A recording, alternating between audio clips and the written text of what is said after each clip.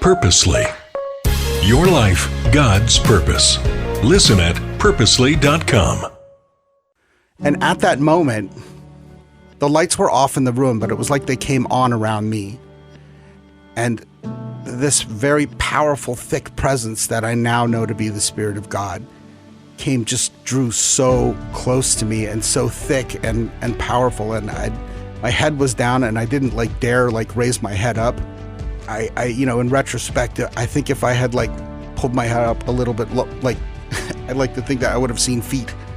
And in the middle of that, powerful expression, he just said, "I'm Yeshua." Stuck in addiction, lost in despair, lonely, isolated, and then Jesus. Welcome to Brought Back to Life, a podcast where we explore how Jesus changes everything.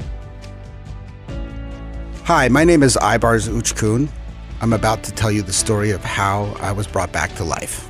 My story starts with my father's story. My father was an Afghan refugee. He ran from the king of Afghanistan at the time. His name was Zahir Shah. My father's name was Aybars Uckun, and he was an Uzbek. So the Uzbeks are the people in northern Afghanistan. For a point of reference, after 9/11, it was the Uzbeks who were primarily resisting the Taliban. And, he wanted more rights for his people. He wanted to be able to, express himself freely politically. He wanted political reforms.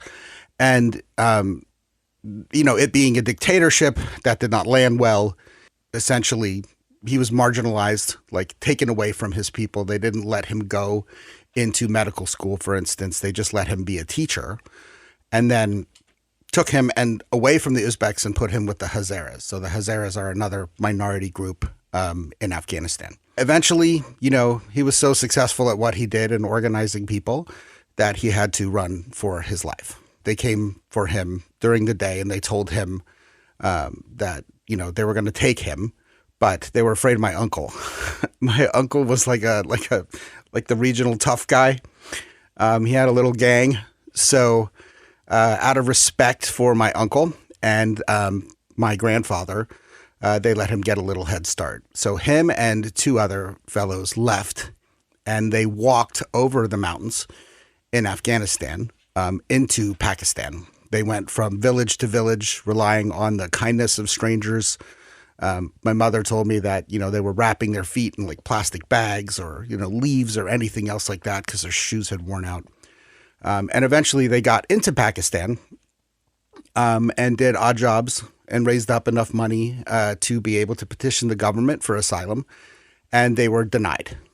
So they kept working, and then they raised enough money to hire somebody to put them on a bus into Iran. So they hid and they smuggled themselves into Iran, and they tried the same process all over again, and that didn't work either. My father and his other friend decided that they were going to try one last time, and they were going to try it again with the country of Turkey. And it worked. They got in, and, Uzbeks are considered by the Turks as a people group, right? It's called Türk Dünyası. It's the Turkish world and the spread of Turks everywhere. So they let him in, and he applied for status. My dad was a teacher by trade, so he spoke 5 languages and knew a lot about everything. And he met my mom, and my mom and him had 4 boys. I am the youngest. And, they were settled. He worked for Mobil Oil and just had a job and a family. And what happened was in the 70s, the Soviets started to stir up trouble in Turkey, right? So people were getting shot in the streets. They were arming students. They were giving them Marxist ideology. They were giving them drugs and other things. And my father, being no stranger to that kind of turmoil, said, I don't, we're out of here. I don't want to deal with this.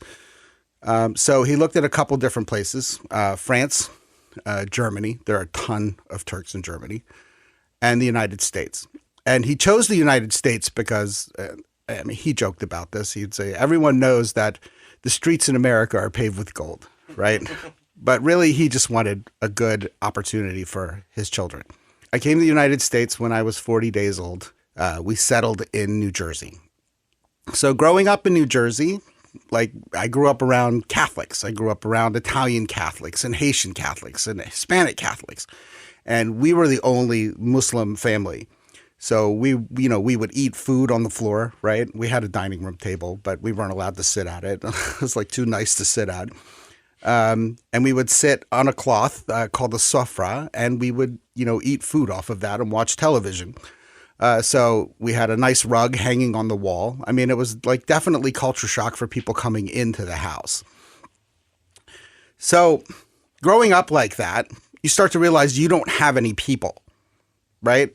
There are no other Turks around. There are no other Afghans around. There are no other Muslims around. And, while everyone else is celebrating Christmas and getting together with family for Easter and all these other things, you just start to feel alienated. You start feeling like you're isolated from certain parts of life and society around you. So, that progressed until I was in my teens. I slowly started becoming disenchanted with Islam. There was a moment I remember where, my father and some of his following had kind of migrated to the United States, and we were always having people over, weekend long parties, right? Dad called them no shoes, no booze parties, right? So people would come over and just eat. It was primarily Afghans and Turks. My mother was on the hook for all of this. So she was the one who cooked and cleaned and took care of everybody. And my father is a lot like me. He talks, So there was one moment where these men were praying, and my mom brought them tea after, right? So they were praying in the living room. And when she left, they spoke Farsi and my mom spoke Turkish. So she just kind of like would nod and smile. And they started making fun of her. So my Farsi is like garbage, right? Like it's really bad, but I know enough to know, right? Like they were saying mean things about her behind her back. And there was this moment where I looked at what was happening and I said, if this is Islam, I don't want it. These guys just got done praying and here they are tearing apart my mom. And listen, I'm from New Jersey. You don't talk about my mom like that, right? Like, so at that point, I kind of consciously said, I don't want it. And I started looking for my own path. And, being a teenager in New Jersey, I didn't have my people. So when I went to high school, I became an athlete and I finally had my people, right? Like I played football, I wrestled. I loved it. It was people that, you have something in common with, right? Common goals. But my senior year in high school, because of a scheduling error, I was declared academically ineligible. So your senior year is the year, right? Like I'm going to be varsity wrestling. I'm going to be varsity football. My long-term plan was to go to like a small college and try and walk on somewhere. I had one picked out in Western Pennsylvania. So I was ineligible and I missed both seasons. I lost all my friends. I lost all my people, and I just started hanging out with who was left. So, unfortunately, who was left were, the burnouts, right? And the burnouts and the people who do drugs and, smoke. We were smoking marijuana and all that other stuff. They didn't care who you were or what your background was or whatever, as long as you participated in what they were doing. That's, what made you part of the group. So I did that for 7 years.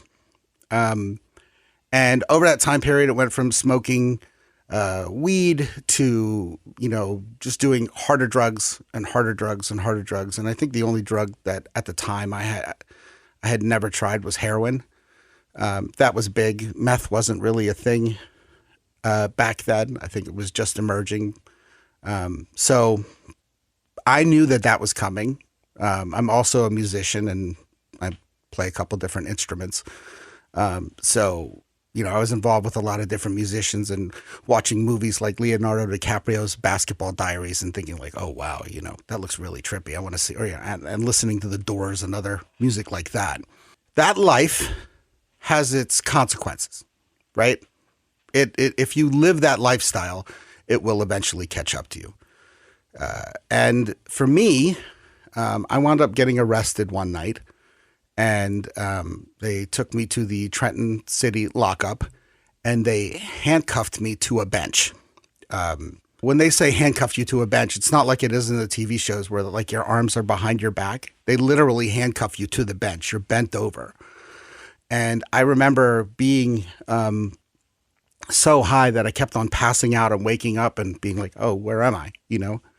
And then one time I woke up and they had put a transvestite prostitute next to me wearing a curly blonde wig.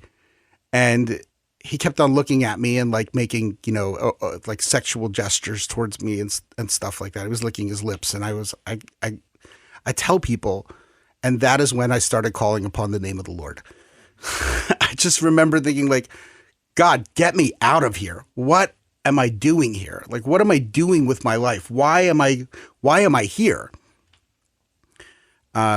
So I would pass out and wake up and he would still be there. And I just remember thinking, God, don't let me get locked up with him because I don't know what's going to happen. Am I going to have to fight him off? Long story short, I did not get locked up with him. They put me in my own room, thankfully, in my own cell. I slept it off. They released me the next morning. And I remember walking out of the police station thinking, I can't stop myself. I didn't have the self-control to stop myself. And I just remember thinking, help me, God. So that put me on a path where I started studying different world religions. I became very curious about God. The more and more I studied, the more and more I realized I did not believe in, ancestors, right? Ancestor worship. I definitely believe that there was a God, because who was I talking to in that jail cell? Up until that point, after Islam, I had kind of developed my own religion that I like to call transcendental pharmaceuticalism, whereas a little bit of, classic rock and the Grateful Dead and, music like that, and LSD, right? So, I was essentially like a hippie, right? Like an 80s hippie. And then in studying, I did what a lot of people do. I came back to my roots. Like, I realized that if there was one God, and it was definitely like a person, an entity that I was talking to, it had to be Allah, because that's how I was raised. A lot of people do that. They go back to their, faith of origin when they have a kid or they have a crisis or something like that. They quote unquote get religion. So I went and I talked to my father, and I finally came clean to him. I hadn't told him about what was going on. I mean, he knew I had problems with substances and, getting in trouble and everything like that. And him being a Muslim, I mean, he was very understanding of the fact that I had problems, and he was grateful that I came to him. When I say my father was a Muslim, the stereotype is that, it's negative, right? Like, particularly here in the West, that, he was a hard, like, kind of, edged Muslim who was very traditional. He was very traditional, but not in that sense. He was also an intellectual, and he was just happy that his son was coming back to him. And I asked him questions about, what to do with my life, but also how do I answer these questions I have about God. My father was very wise. He went to Mecca. They call that Haji Baba, right? So a father of the Hajj. And he knew a lot about the Quran, and he had memorized parts of it and could recite parts of it. But because he was not a scholar, he really didn't answer my questions. Because in Islam, you have to have a scholar answer your questions, right? The idea is that the scholars are like the inheritors of Muhammad's legacy in Islam. That's an actual doctrine. So my dad told me, I know people who can answer your questions. I know imams, and you should study to be an imam. And I thought, this is great. This is exactly what I was looking for. I was looking for direction. I knew that if I started pursuing this religion, it would give me structure and, answer my questions. So it's fantastic. I had made up my mind I was going to go study to be an imam. And one day I'm going to write a book, and it's going to be titled Funny Thing Happened on the Way to the Mosque, right? A little hat tip to Mel Brooks. I was working with a singer from my first band. We were just hanging out. He didn't do drugs, so he was safe. He just drank. And we were spending time together, and he wound up, his girlfriend wound up introducing me to her best friend from high school, who was a Jewish girl who had been gotten saved in the church. She was a Christian. So I started, asking her questions about God and what she thought. And I remember there was one night where they took us out to the bar, and we were all sitting there, and I offered to buy her beer. And she said, "I'm a Christian. I don't drink," which is, listen, whatever. If that's your stream, that's your stream. But I didn't understand that coming from where I had come from. So I said, "Can you explain that to me?"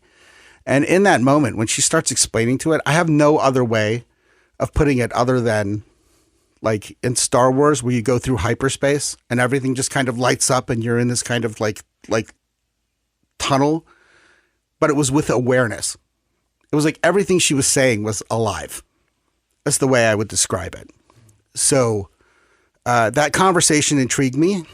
About a month later, we were together at their house, and I asked her out, and she said, "Well, you can go to church with me." So I said, "Great, sure, no problem." She shows up with that weekend with two friends. I had never been on a chaperoned anything before, but apparently they were the chaperones. And we hopped in a car, and they took us to a Messianic synagogue in Philadelphia called Beth Yeshua, which means, house of Jesus, house of Yeshua. And I walk in, and it's very different. People are wearing like prayer shawls, and they're blowing ram's horns. And that congregation in particular is like a very intense, like to do a lot of Israeli dancing during worship and stuff like that. And I had never seen anything like that.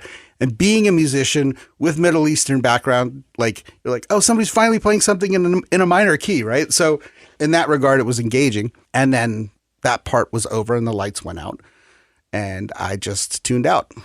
I was like, all right, well, that part's over, and the guy's going to talk for a little while. And I remember looking at the floor thinking, like, does she like me, and are we going to go to the diner?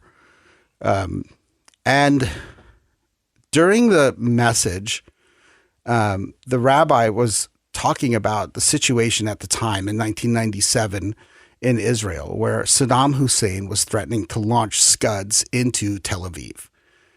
And during the message, he said, Saddam wants to destroy Tel Aviv, but Yeshua won't let him do that. And I was looking at the floor thinking, who's Yeshua? And at that moment, the lights were off in the room, but it was like they came on around me.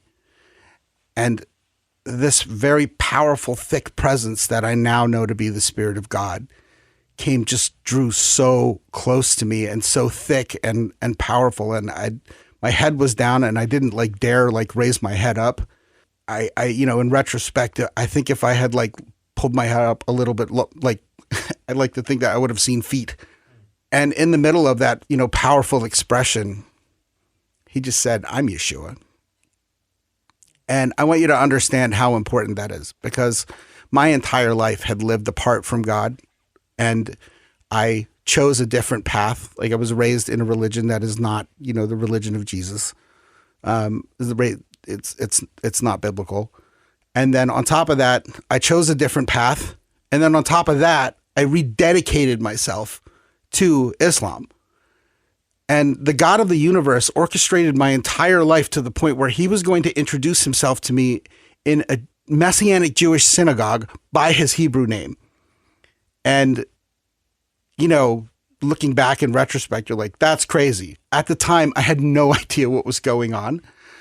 I just had this feeling of, I'm following, right? I'm supposed to follow this. And I had been doing all of this research, and here is this presence that's clearly God. It was unmistakable. And I just said, I'm coming. There was no altar call. There wasn't anything like that.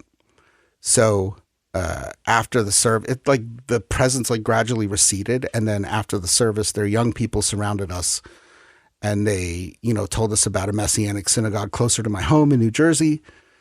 2 weeks later, we were there. It's about the middle of November in 1997. I wound up going, and I don't remember what the rabbi was talking about, but I wound up staying for 15 years. I became a youth leader. I was, like a deacon, and then, heavily involved in ministry. I eventually married my wife, not the same girl from the story, who ironically went to that synagogue in Philadelphia. Neither one of us are Jewish, by the way. So just Gentiles who love a Jewish God. We stayed for 15 years, and then we moved here to Seattle in 2012. And my rabbi's nephew, so the New Jersey rabbi's nephew, has a congregation here in the Northgate area. And, he was the youth leader and I was the youth leader, and we used to get our kids all together and do events and stuff like that. And he just asked me to come on staff, first as a worship leader and then eventually as his assistant rabbi, which I had done for 10 years up until the fall of Afghanistan. And then during the fall of Afghanistan, all of the memories of people running from the Taliban in the beginning just started rushing back to me. And I knew what was coming, people hanging off the side of airplanes and throwing their babies over barbed wire fences. And I just remember it wasn't like, in the book of Isaiah where the Lord says, who will go for us? For me, it was just, I'll go. I can't watch this happen again. And the Lord heard that prayer and opened up an opportunity for me to now join the organization I'm with, which is called the Almeida Initiative. We're here in Seattle, and we foster friendship between Christians and Muslims. We develop relationship, and then out of relationship, share the gospel with them. Wow. And also, I have 6 kids, and we had twins twice. So that might be the most unbelievable part of the entire story.